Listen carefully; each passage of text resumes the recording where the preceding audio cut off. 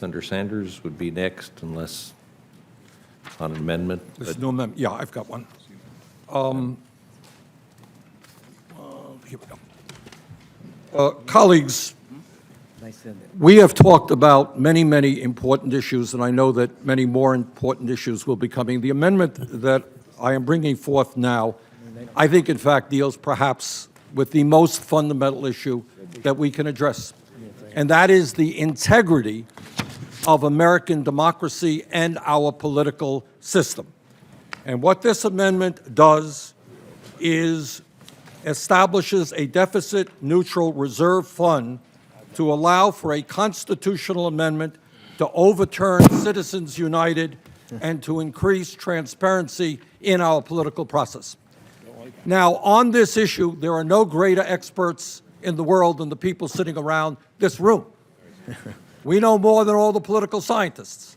And the issue I am raising today is, are you comfortable with an American political system which is increasingly being dominated by a handful of billionaires, whether they are Republicans, whether they are Democrats, whether they're liberals, whether they are conservatives? Do you want to run for office and understand that your campaign will be significantly less important than the independent expenditures that may be spent in that campaign?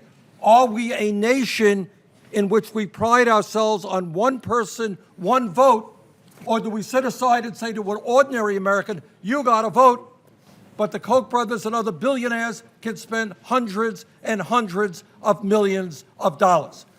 The American people are profoundly disgusted with the kind of political system we are evolving into. And I will admit, sometimes it works for Republicans, sometimes it works for Democrats. But at the end of the day, we have got to ask ourselves, do we want a political system in which a handful of billionaires can buy and sell members of the United States Congress? Because that's really what it's about. So I would hope that we would allow for this reserve fund to move us toward a constitutional amendment to overturn Citizens United and also bring transparency. If some billionaire wants to run an ad attacking Senator Sessions or Senator Murray, you know what? That billionaire should put his pretty face on the TV screen and identify himself and not be able to hide under some fancy name of Citizens for this or Citizens for that. So I understand that this is a highly sensitive issue, but I would hope that all of us can say that the current system, which is increasingly dominated by billionaires, is not what the American people deserve. And I would ask for support for this amendment. Well, I haven't concentrated on that particular issue, but I've always been in favor of people having to identify if they were part of an ad. I have no problem with that, and I don't think that takes a constitutional amendment. And I hadn't envisioned the budget process setting up constitutional amendments. You have the right to set one of those up anyway without any kind of a deficit-neutral reserve fund or anything else. There's no cost to the Senate involved in that other than time, which is pretty precious. But we have a lot of time. Yeah. Mr. Chairman. Any other opposition? Mr. Chairman. Yes, Senator Toomey. I would just observe, I think our founding fathers would be appalled if they understood the extent to which we have laws and rules and regulations that dramatically curb the ability of people to engage in free political speech, including during campaigns. If people are concerned about outside money that is not fully disclosed, I'd say there's a simple solution, and that's eliminate contribution limits to candidates. And then there wouldn't be any reason for people to have outside expenditures. The contributions would tend to go to candidates. They'd be disclosed. Voters would know who's spending what. People would have to take responsibility for the ads. There wouldn't be outside groups that people could hide behind.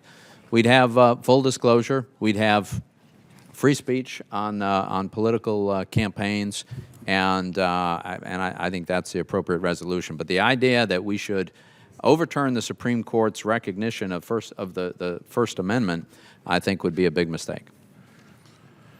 Are we out of time? I think it's 19 seconds that I see there. Well, there's time Okay. for our side. Sure, I'm Somebody else wanted to speak, but your side used up time. Moving on the amendments, the next one will be by Senator Crapo. Next is the Sanders Amendment.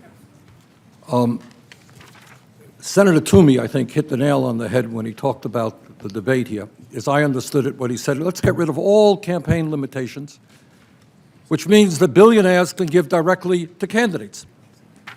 Now, who are those members of Congress elected with the help of billionaires going to be representing? Do you think they're going to be representing the middle class and working families in this country?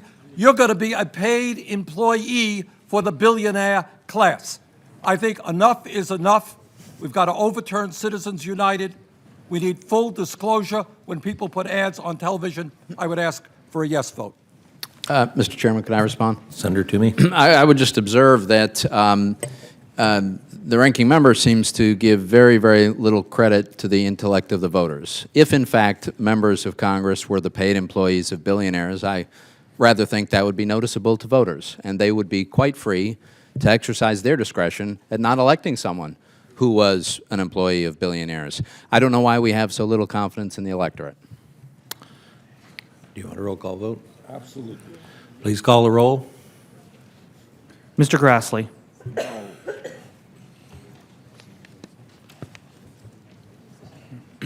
Mr. Grassley? No. Mr. Sessions? No. Mr. Crapo? Mr. Graham? Mr. Portman? Mr. Toomey? Mr. Johnson? No. Ms. Ayotte? No. Mr. Wicker? No. Mr. Corker? Mr. Perdue? Mr. Sanders? Yes. Ms. Murray? Mr. Wyden? Ms. Stabenow? Mr. Whitehouse? Yes. Mr. Warner? Aye. Mr. Merkley? Aye. Ms. Baldwin? Mr. Kane? Mr. King? Mr. Chairman? No. Mr. Chairman, the yeas are 10, the nays are 12. The amendment fails. The next amendment, Senator Crapo's amendment.